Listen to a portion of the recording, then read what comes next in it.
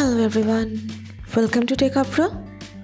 Today in this video, I'm gonna show you how to set quick action to turn off and on flashlight in your Android phone. Before starting the video, please subscribe to Techavro. So let's get started.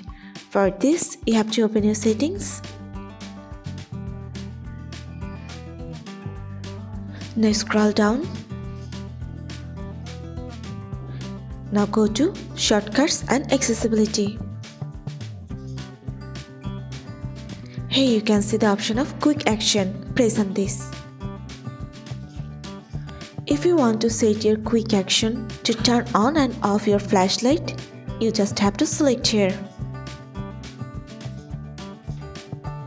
That's it. So this is how to set quick action to turn on and off flashlight in your Android phone.